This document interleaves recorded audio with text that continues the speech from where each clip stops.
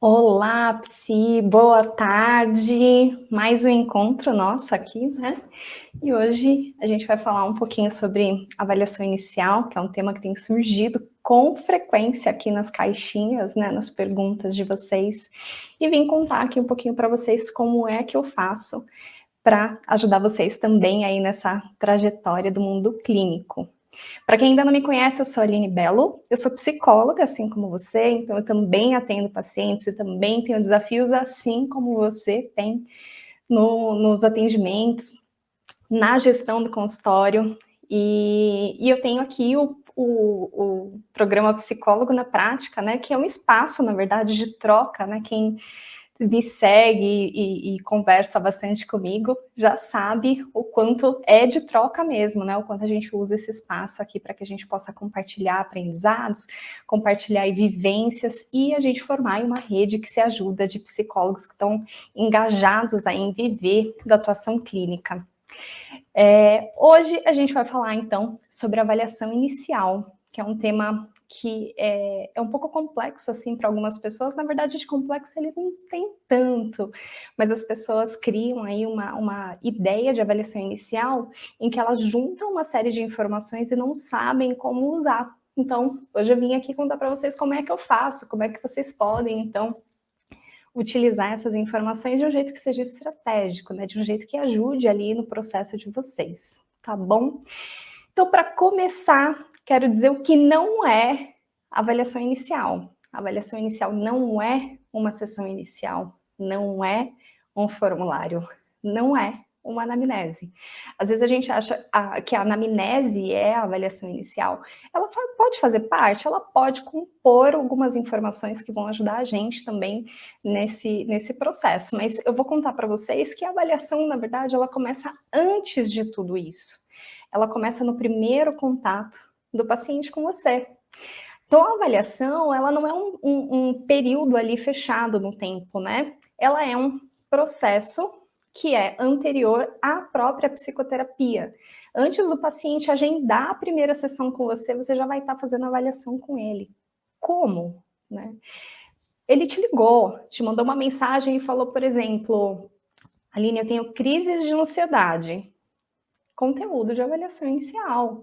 A gente vai compondo esse conteúdo, a gente vai juntando essas informações que a gente vai recebendo do paciente durante esse período de pré-tratamento, que é antes da gente iniciar o tratamento em si, mas já na psicoterapia, e também esse período anterior, que é desses primeiros contatos que a gente tem com o paciente. Então, quando o paciente entra em contato comigo, o que eu faço? Eu registro aquela informação. Então, se ele já me traz ali alguma informação inicial do tipo, eu tenho crises de ansiedade, eu tenho crises de pânico, eu estou em burnout, aquela informação eu já vou guardar para mim. Por quê? Porque no primeiro encontro que eu tiver com aquele paciente, eu vou entender um pouco mais. Então, essa informação do primeiro contato é importantíssima para que a gente possa ali compor a nossa avaliação inicial. O paciente, dificilmente ele chega cru na primeira sessão, né, em que a gente não tenha nenhum tipo de informação sobre ele. Geralmente ele dá alguma pista ali nesse contato inicial, e essa pista que a gente vai armazenando para que a gente possa investigar, para que a gente possa aprofundar. Então, para que serve uma avaliação inicial? Né? Ela serve para a gente compreender ali um padrão de funcionamento do paciente, né? Qual é a queixa daquele paciente? E aí eu vou falar para vocês a diferença entre queixa e demanda. Queixa é aquilo que o paciente traz para a gente, é aquilo que ele verbaliza, como, por exemplo, tenho crises de ansiedade. Demanda é aquilo que a gente vai trabalhar com aquele paciente a partir do levantamento que a gente fez na nossa avaliação inicial, tá bom? Então vamos lá, vamos voltar aqui. O paciente entrou em contato com você e falou, olha, eu tenho crises de ansiedade, quero agendar uma sessão com você. E aí, quando ele chega na primeira sessão, a gente vai incluir aquela informação, a gente já vai saber que ele disse aquilo pra gente, e a gente vai falar para ele, olha, você comentou comigo que você tem crise de ansiedade, e eu quero entender um pouquinho mais, me conta, como é que acontece essa crise de ansiedade? Aí a gente já começa a entender qual que é a intensidade daqueles sintomas, né? Com qual frequência aquilo acontece. Da onde ele tirou que aquilo é uma crise de ansiedade, né? Será que é mesmo? Será que ele tem um diagnóstico? Ou será que ele tem algumas reações físicas que ele acha que é ansiedade? Então, essa composição de avaliações vai fazer parte da nossa avaliação inicial. Então, a gente vai aprofundando. A gente vai olhar como se fosse o trajeto que ele já percorreu até aqui. Então, a gente olha a história de vida dele, mas a gente não vai aprofundar como numa anamnese. A gente vai olhar a história de vida dele que está conectada àquela queixa que ele traz. Então, se ele traz crises de ansiedade, a gente vai entender em quais contextos essa crise de ansiedade costuma acontecer. Ela costuma acontecer em um ambiente específico? Tem algum período do dia? E a gente vai entender também se tem algum fator biológico também daquele paciente que possa colaborar para que aquelas crises aconteçam. Então, ele toma algum tipo de medicamento? Quando foi que ele fez o último check-up? Vocês perguntam quando foi que o paciente fez check-up? Como é que está a parte hormonal, tireoide, vitamina D? São informações importantes que para a gente, por quê? Porque elas podem afetar o nosso humor. Eu já vi, por exemplo, pacientes com a vitamina D baixa, e ali com uma indisposição, cansaço, e jurava que estava com depressão. E aí a gente fez ali, né, tive um encaminhamento ali para que aquele paciente também fizesse o cuidado com a saúde física dele, fizesse o check-up. O médico ajustou as vitaminas, deu uma olhada na parte hormonal e melhorou muito a disposição daquele paciente, o ânimo para ele lidar com as situações do dia a dia. Então, percebe que a avaliação inicial, ela é um processo. E quando o paciente te traz um conteúdo, que é a queixa, então quando ele te traz que ele sente, eu vou manter o exemplo da ansiedade, tá? Que eu acho que fica mais fácil, porque tem sintomas que são de comportamento, tem sintomas biológicos, né, físicos, acho que pode ser interessante. Então, quando ele fala para mim, Aline, eu tenho crise de ansiedade, o que mais eu vou investigar? Eu falo que minha cabeça fica como se fosse um mapa mental, não sei se vocês já viram, um mapa mental é como se a gente criasse ali uma caixinha, então, por exemplo, a ansiedade é a caixinha. Aí eu vou puxando outras caixinhas de coisas que eu tenho uma ideia que eu quero levantar de informações que vão me ajudar a compor depois o tratamento, o processo de tratamento daquele paciente, né? O planejamento em si. Então eu tento entender quais áreas da vida são afetadas por aquele contexto que ele está me trazendo. Então, será que o relacionamento dele é afetado? Como é que está o trabalho dele? Como é que estão os estudos? As relações sociais? É uma ansiedade que impede que ele saia de casa? Como é que ele está em relação ao momento que a gente está vivendo? É legal a gente olhar para o momento atual também, para quando a gente faz uma avaliação inicial, né? Porque a gente está no momento de pandemia.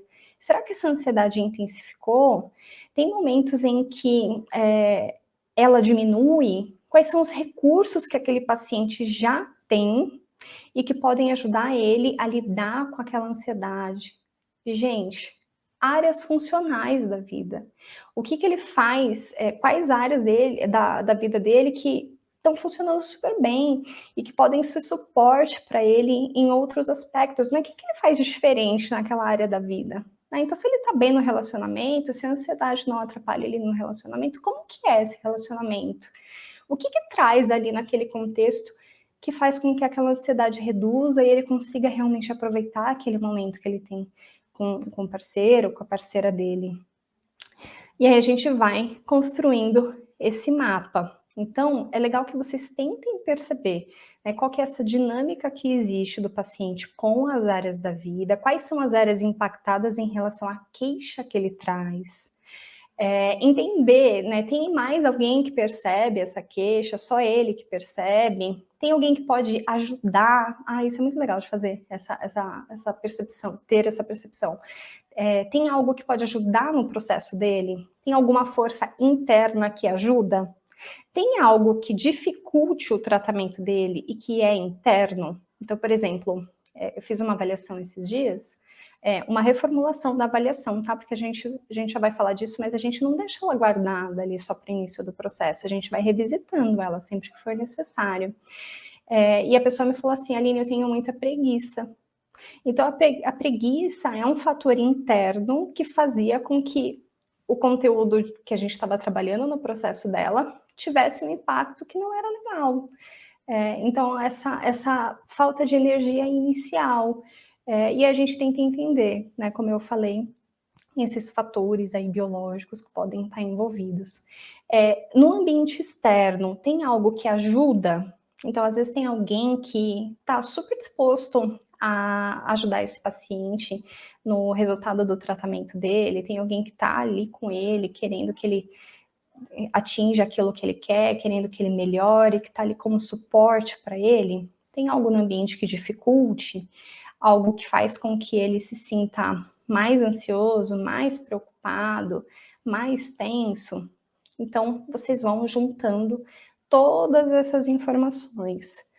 Aline, mas é informação demais. Sim, gente, é bastante informação, né? Mas são informações que são muito interessantes da gente ter. E por quê? Né? Por que a gente levanta tudo isso? Porque sem a gente levantar essas informações, a gente não vai conseguir, por exemplo, fazer uma outra coisa que ainda faz parte da avaliação inicial, que já é para que o paciente consiga lidar com o próprio processo de psicoterapia, que é a psicoeducação. Então, ele precisa saber como é o tratamento, o que ele pode esperar da psicoterapia, e aí, independente da sua abordagem, né? É importante que você explique a sua forma de trabalho. É importante que ele entenda também, quando a gente fala de psicoeducação, não está ligado só à abordagem ou à forma de trabalho, mas está ligada também ao conteúdo que ele traz. Então, a gente pode explicar, por exemplo, a dinâmica da ansiedade no corpo. Então, por que o coração acelera? Por que a gente transpira? Por que a gente não desmaia? O que acontece no processo de desmaio? Às vezes, pacientes que têm crise de pânico acham que vão desmaiar, né?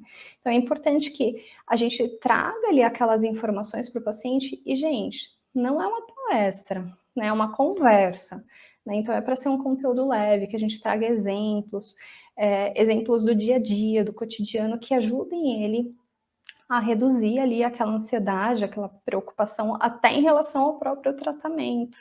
Então, por exemplo, se é uma pessoa que sente ciúmes, né? Por que a checagem do celular do parceiro não alivia de fato a sua preocupação?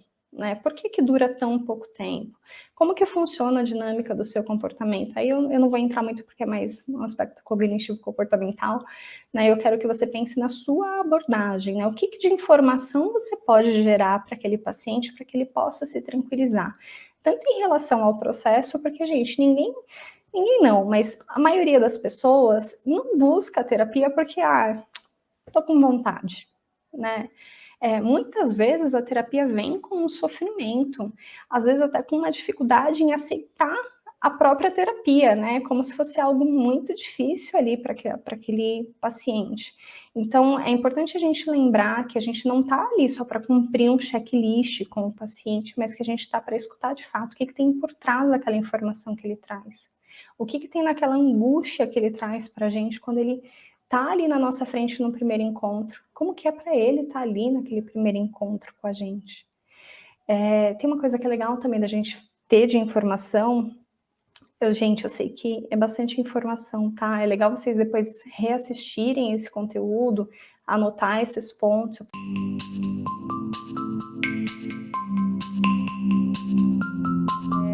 É legal vocês estruturarem de um jeito que fique confortável para vocês também, né? Então é importante que vocês se conheçam nesse processo para entender como que para vocês é confortável fazer esse levantamento de informações. Uma informação que é muito legal da gente ter é se ele teve processos de psicoterapia antes. Se tem mais alguém que sabe que ele está em terapia. Se ele teve processos de psicoterapia antes, é legal a gente entender o que funcionou nesse processo, o que ele gostava, o que ele não gostava. Então, por exemplo, se é um paciente que fala assim, eu não gostava de preencher formulários, né? Então, pensando que o psicólogo, de repente, tem ali um modelo em que ele entrega uma anamnese para o paciente preencher em casa. Se ele não gosta de preencher formulário, será que eu preciso fazer de um jeito tão estruturado assim? Ou será que eu posso fazer de um jeito um pouco mais tranquilo? Será que ele segue um processo padrão, né, um processo mais quadradinho? Ou será que eu posso fazer um processo mais fluido? Se é um paciente muito rígido, muito controlador, será que eu manter esse processo controlador em que ele tem acesso a cada etapa vai ajudá-lo ou vai manter esse comportamento? Então, a gente vai ajustar também cada processo de acordo com o próprio paciente, de acordo com a dinâmica do próprio paciente. Se é um paciente muito desestruturado em relação à organização, a querer acompanhar como que está sendo a evolução dele, mas não saber como, de não lembrar o que a gente combinou na sessão, o que ele precisa perceber, será que tem algum recurso que possa ajudá-lo, que ele possa ir implantando ali no dia a dia? Então, isso também faz ali parte do processo de avaliação inicial. A história de vida, eu sempre falo que a psicoterapia é igual ao Waze, gente. O paciente chega, a gente faz ali uma avaliação inicial, que é quase como se a gente entendesse onde ele está, né? Então, qual que é a localização daquele paciente? Não tem um período em que a gente pede o Waze e aí a gente vê o carrinho chegando até a gente?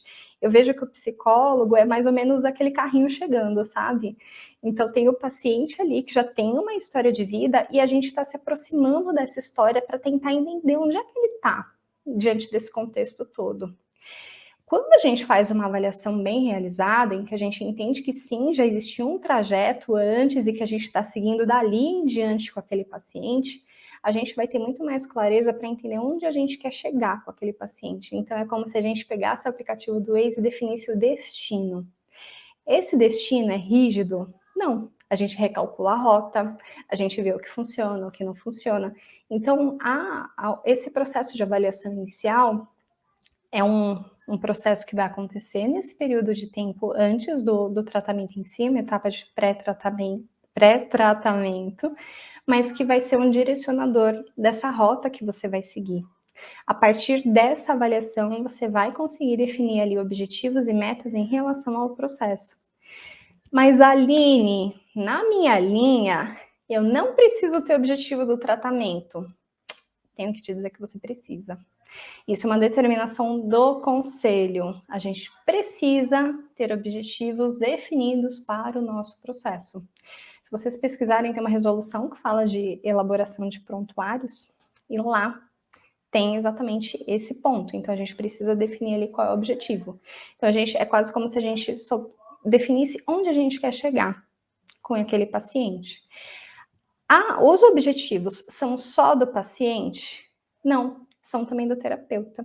Então, por exemplo, é legal que a gente perceba em nós o nosso objetivo em relação ao processo.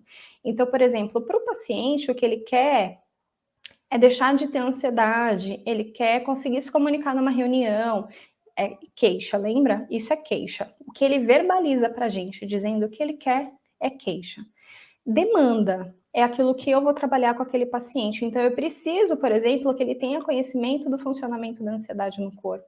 Eu preciso que ele compreenda como que ele vai fazer para desativar ali o sistema da ansiedade quando for necessário, né? Como que ele consegue se acalmar, então quais técnicas que eu quero usar, o que eu quero fazer, eu quero que ele reduza pouco a pouco esse nível de ansiedade, que ele vá fazendo uma exposição gradativa a situações em que despertam ali aquele nível de preocupação, eu quero que ele consiga interagir com pessoas no local de trabalho, eu quero que na relação terapêutica a gente consiga construir algo juntos, e aí a gente vai definir de acordo com o processo. Então, a gente vai colocar não só os objetivos do paciente, como os nossos. E a gente vai, então, ali construir o nosso plano de trabalho, que é o que a gente vai fazer em cada uma das etapas, né? Etapa inicial, intermediária e final do processo. Aí sim, a gente constrói o plano de tratamento que a gente vai falar num outro encontro, tá bom? Então, recapitulando, a avaliação inicial não é um momento isolado. Por que um ponto importante que eu já ia esquecer de falar. Por que não é a anamnese? Porque na anamnese a gente vai aprofundar muitos pontos. Eu, Aline, não faço uma anamnese em que eu mando para o paciente e ele preenche. Já fiz, no passado eu já fiz. Hoje eu entendo que o nosso encontro é um encontro em que eu tenho uma ideia do que eu quero para aquela sessão, então eu tenho um objetivo de sessão.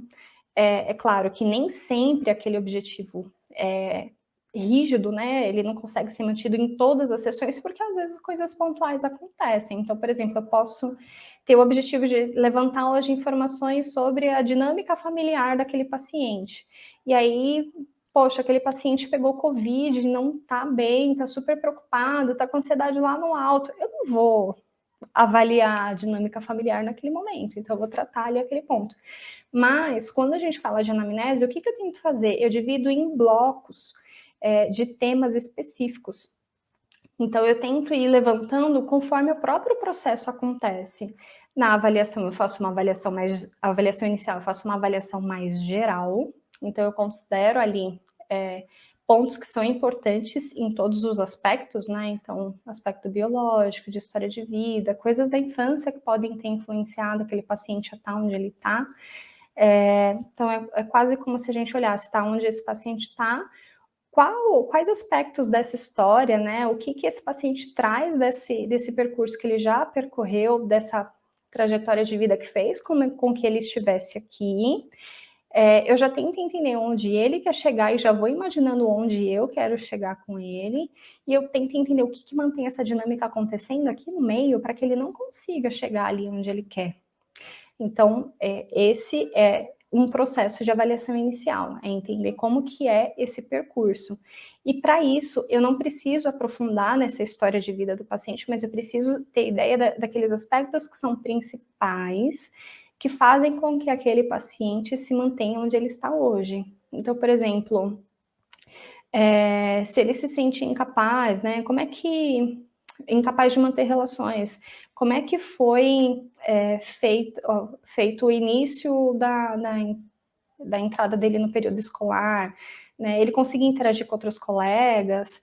Ele fez parte de grupos? Como é que foi a adolescência dele, né, gente? É legal a gente pensar, e isso também tem relação com a psicologia geral, porque antes de qualquer linha a gente é psicólogo, sobre as etapas do desenvolvimento mesmo. Então, o que é esperado para a etapa ali da infância? O que é esperado para a etapa da adolescência, né? Quando a gente fala de adolescência, tem muito sobre aceitação, pertencimento, participação em grupos, e o que é esperado para a fase adulta, né? E para aquela etapa que ele está vivendo na fase adulta. Então, por exemplo, se é um paciente ali, uma paciente ali com seus 40 anos, como que ela está na parte laboral, né, na parte de trabalho, ela está satisfeita, ela se sente realizada, ela se sente produtiva, como que tá, ela tem algum tipo de relacionamento, ela quer ter filhos, como que é a questão de ter ou não ter filhos para ela. Então a gente tenta entender o que é esperado ali para a etapa do desenvolvimento e meio que como que a sociedade ali costuma cobrar aquela pessoa, porque pode ser que ela também se sinta cobrada em relação a isso. A avaliação inicial, como ela não é uma sessão específica, né, e ela é um processo, vou te falar mais ou menos quanto tempo eu costumo levar para fazer uma avaliação inicial, tá? Até umas 4 sessões.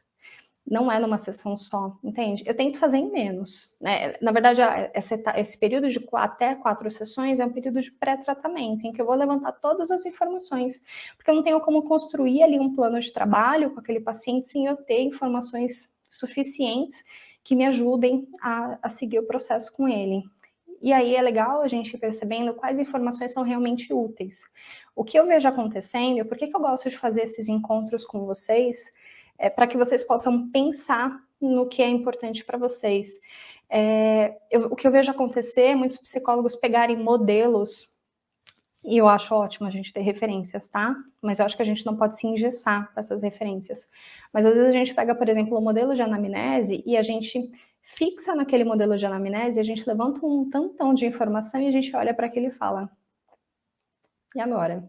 O que eu faço com isso? Então, por isso que é legal a gente ir percebendo quais são as informações que são realmente relevantes para a gente.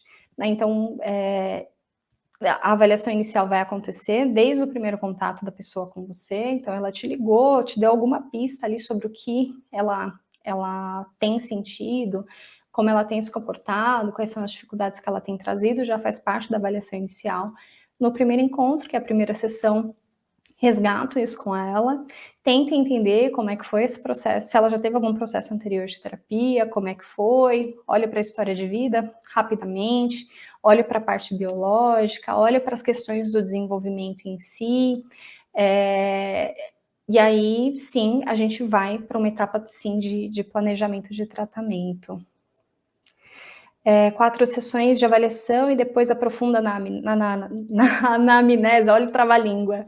A anamnese já meio que faz parte disso, tá? Então, o que eu faço? Eu faço um levantamento mais breve ali de avaliação inicial e eu já aprofundo na sequência com uma anamnese que eu tenho um roteiro, mas que eu não pego um formulário e fico preenchendo na sessão. Então, eu faço essas divisões. Então, por exemplo, hoje eu quero levantar um pouco mais sobre uma paciente, por exemplo, que tem crises de ansiedade para fazer apresentações em reuniões de trabalho. Então, eu vou tentar entender como que foi a história de vida dela em relação ao trabalho. Não só ao trabalho, na verdade, né, em relação ao estudo, tudo que é produtivo, né? Então, como que ela era incentivada, quais eram as dificuldades que ela teve. Então, eu vou fazendo essa anamnese de um jeito fluido, mais gostosinho, assim, sabe? Eu acho que fica mais leve e não fica com a sensação de checklist, assim, sabe? Mas aí é legal você perceber também como que você gosta, como paciente, né, de lidar com isso. Eu, como paciente, não sou muito a do checklist, assim. A terapia cognitivo-comportamental tem aí um bullying com a gente, né, que é dessa abordagem, falando que a gente tem muito formulário, mas a gente não precisa usar os formulários de um jeito muito rígido. A gente pode usar de um jeito que seja gostoso também para o próprio processo. Então, eu vou estruturando, eu tenho grandes divisões ali na minha anamnese, então, basicamente, ali as áreas da vida, as áreas social, a área do trabalho, eu tento entender como é o lazer, como é o descanso, a área afetiva, a área acadêmica. Então, eu tento entender esse contexto geral e olho também o aspecto biológico.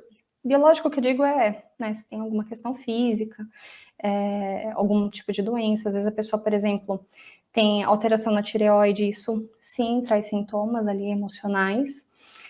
Então, é legal a gente olhar até medicamentos que a pessoa toma, porque tem medicamentos que não são da nossa área, mas que impactam, sim, no humor e nas sensações que a pessoa acaba tendo ali físicas, tá? Então, olho para esse aspecto biológico, aspecto do desenvolvimento e o que é esperado ali, meio que para a etapa de vida daquela pessoa.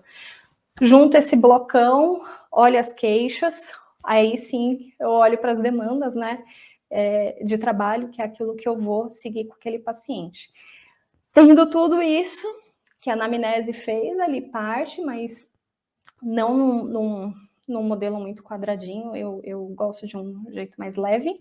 Aí sim eu defino os objetivos do trabalho, que é onde eu quero chegar. Na minha forma de trabalho, eu converso com o paciente, tá? Eu falo para ele. Eu abro mesmo quais são os meus objetivos em relação ao processo dele, eu confirmo. Gente, é importante a gente confirmar, porque às vezes a gente acha que o paciente sabe aquilo que a gente está vivendo ali, avaliando no dia a dia, e muitas vezes ele não sabe. Então, por exemplo, quando eu explico para ele o funcionamento da ansiedade, eu já estou explicando. Mas já estou, né, trazendo ali a clareza para ele conseguir lidar de um jeito um pouco mais leve, né? Para ele entender o que é normal, o que não é normal. Quando que ele tem que se preocupar, quando que ele não tem que se preocupar. E quando ele me falar, eu quero conseguir falar numa reunião. Eu tento entender também o que tem por trás daquele pedido, né? O porquê que para ele é tão importante conseguir falar naquela reunião. Claro que ele vai ter que falar numa reunião, né? Se ele está no mundo corporativo, isso vai fazer parte da rotina dele. Mas por que aquilo é importante para ele?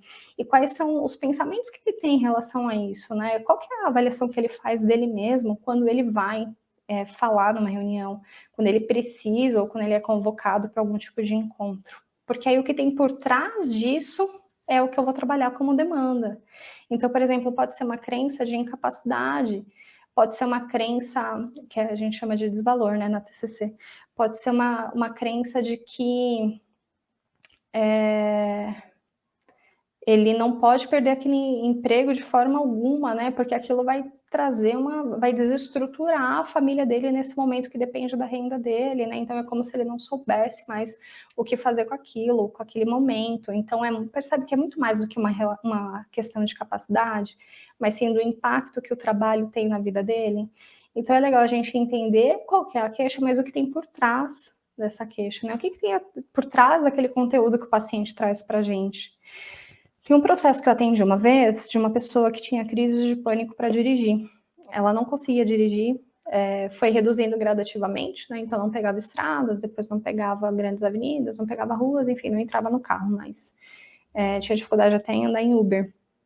E aí, a questão não era o dirigir também, né? A queixa dela era voltar a dirigir. Mas o que tinha por trás daquilo era a liberdade que ela tinha. Era ela poder ir para onde ela quisesse, se sentindo viva. Olha como isso é muito mais amplo do que o simples dirigir, né? Então, o significado do dirigir para ela era o se sentir livre, era o se sentir viva. Então, a gente tenta olhar para isso é o que importa. O dirigir é como se fosse o sintoma, é o que aparece ali na frente, sabe? É a dor de cabeça, mas o que está causando a dor de cabeça, que são as crenças do paciente, né, a avaliação que ele faz sobre aquilo, e também o porquê que aquilo realmente é tão importante para ele, é o que a gente vai trabalhar. E tem gente que fala que fazer terapia é só conversar, né? Então, é legal que a gente perceba a importância do nosso trabalho. Hoje eu recebi uma mensagem de uma psicóloga, vocês sabem que eu não abro aqui quem são as pessoas que me mandam mensagem, a não ser que eu tenha autorização das pessoas, mas eu queria até compartilhar com vocês o conteúdo, sem identificar, claro, mas é uma psicóloga que tem a sensação de que ela é uma farsa, assim, sabe? Me parece, né, não aprofundei ainda com ela, mas me parece que tem ali bons resultados, mas que tem uma sensação de que não é uma boa profissional. E olha como é sofrido, né, você lidar com as questões de um paciente se avaliando dessa forma, né? Então, qual que é o impacto que tem ali por trás daquilo, né? Qual que é o impacto da gente não se sentir preparada para atender? E não é porque a gente não é capaz, mas às vezes é porque a gente tem medo. A gente tem medo da avaliação, do julgamento, de não saber o que fazer quando o paciente está ali na nossa frente. E por isso que a gente criou esse espaço aqui, né, do psicólogo na prática, para que a gente possa ter essa troca, né? Muitas vezes eu recebo conteúdos e que eu compartilho até, né? Esses dias eu postei da Covid, que uma psicóloga colocou várias dicas, assim, eu acho super legal. Então, essa troca que a gente tem aqui permite que a gente se sinta mais segura na atuação clínica. E é para isso que a gente tem aqui esse espaço. Eu também tenho as minhas questões, né, em relação a atendimentos, é legal que a gente perceba qual que é o nosso limite em relação ao atender. Eu não atendo todos os assuntos, mas é importante que a gente perceba qual que é o nosso limite, para que a gente se respeite, né, para que a gente consiga dar o melhor para o nosso paciente, mas também perceber quando a gente também pega o chicotinho, assim, sabe, e pega muito pesado com a gente, porque muitas vezes a gente tem evidências de que a gente faz um bom trabalho, o que a gente precisa muitas vezes é só, de repente, de uma organização, de saber como fazer de um jeito um pouquinho mais estruturado para a gente, né, no bastidor ali do atendimento, para que a gente consiga ali fazer um planejamento um pouco mais claro do processo, certo? Vejam como que é para vocês na prática, né? Porque ser psicólogo na prática é isso, é a gente avaliar na prática como que funciona para a gente, entender como que a gente se sente confortável levantando aquelas informações, para que a gente não simplesmente junte um tantão de coisas em que a gente não sabe bem o que fazer com aquilo, sabe? Obrigada, viu, gente? Obrigada, até mais. Tchau, tchau.